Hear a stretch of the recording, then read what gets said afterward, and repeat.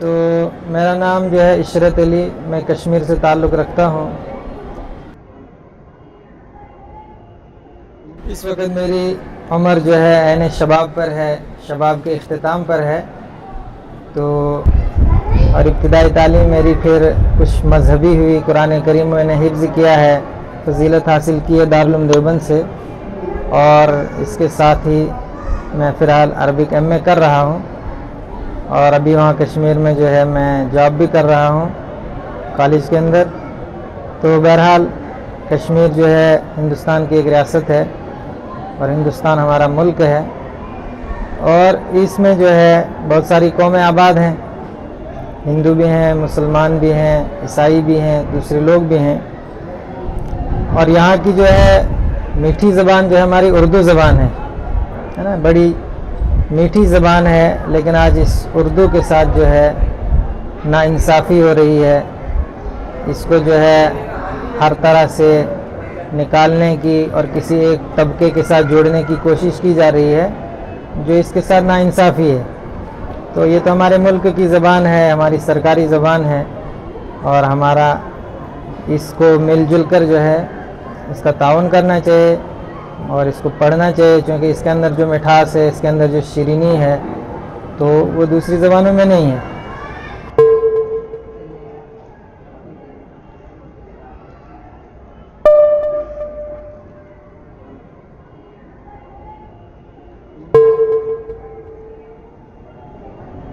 جان دی ہوئی اسی کی تھی، جان دی ہوئی اسی کی تھی، حق تو یہ ہے کہ حق ادا نہ ہوا۔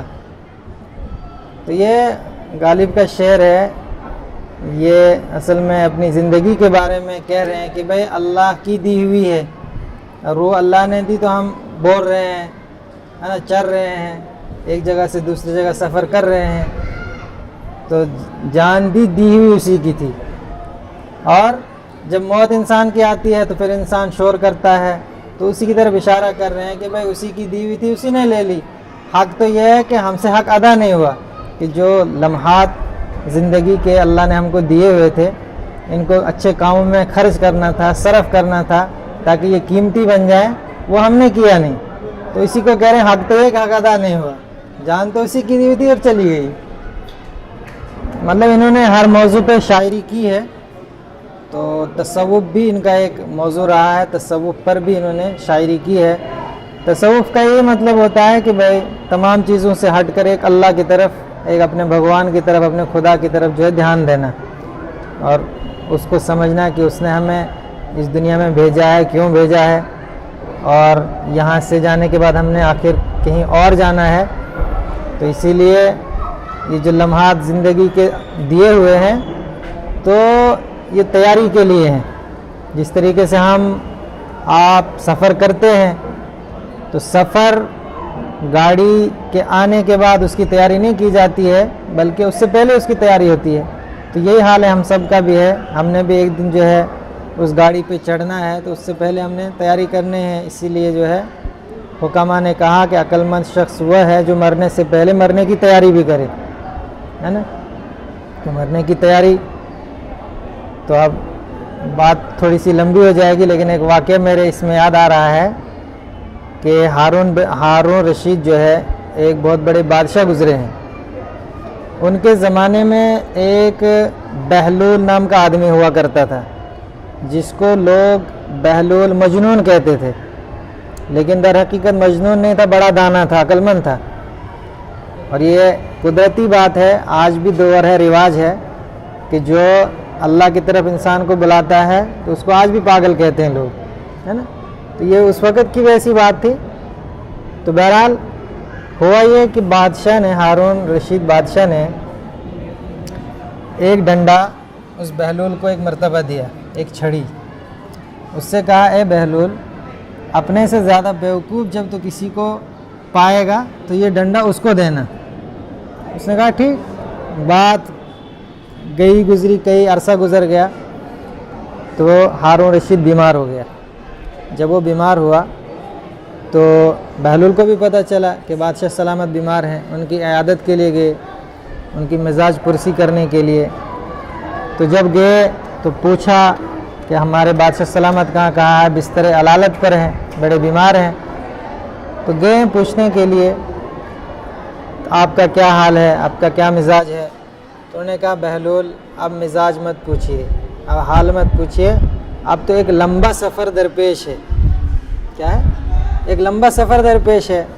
تو بہلول نے اپنے اس مجنونانہ انداز میں پوچھا بادشاہ سلامت کہاں کا سفر ہے؟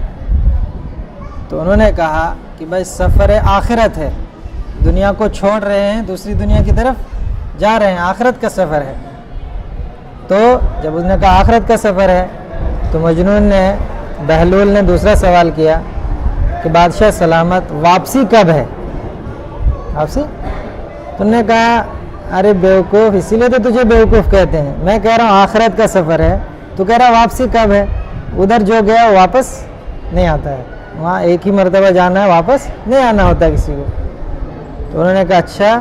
تو کہا بادشاہ سلامت پھر آپ مجھے یہ بتائیے کہ آپ نے اس کی کیا تیاری کی ہے، آپ نے کتنا لشکر آگے بھیجا ہے، کتنی فوج آگے بھیجی ہے، کتنے کمانڈوز آگے بھیجے ہیں، کتنے خیمے آپ نے لگائے ہیں. تو انہوں نے کہا ارے اسی لیے تو تجھے بیوقوف کہتے ہیں، آخرت کا سفر ہے، وہاں یہ فوجیں کیا کام آئیں گی، یہ کمانڈوز کیا لگیں گے، یہ خیمے کیا لگیں گے. تو انہوں نے کہا بادشاہ سلامت آپ کی ایک امانت میرے پاس ہے، میں آپ ہی کے حوالے کرتا ہوں. اور وہ چھڑی نکال کر ان کو دے دی. انہوں نے کہا کہ مجھے اپنے سے زیادہ بیوقوف آپ ہی لگے. کہا کیوں؟ کہا اس لیے کہ میں دیکھتا ہوں کہ دنیا میں آپ کا چند دن کا سفر ہوتا ہے، مہینوں پہلے اس کی تیاریاں ہوتی ہیں، لشکر جاتا ہے، فوجیں لگتی ہیں، ہے نا، دوسرے انتظامات ہوتے ہیں، اور آپ کہہ رہے ہیں اتنا لمبا سفر ہے، واپسی بھی نہیں ہے، اور کہہ رہے ہیں تیاری کچھ نہیں ہے. تو آپ سے زیادہ بیوقوف کون ہو سکتا ہے نا؟ تو اس لیے کہا کہ بھائی عقل مند ہوا ہے کہ مرنے سے پہلے مرنے کی تیاری کرے. تو خدا ہمیں بھی اس واقعے سے سبق لینے کی، ہے نا، توفیق بخشے کہ ہم یہ عبرت کے لیے ہوتے ہیں، سبق کے لیے ہوتے ہیں. سنا کر جو ہے کیا فائدہ ہے، کانوں کی زینت بن جائے گا. اصل مقصد یہ ہے کہ اس کو اپنے من میں لانا ہے نا. تو اللہ ہمیں عمل کی توفیق دے. شکریہ.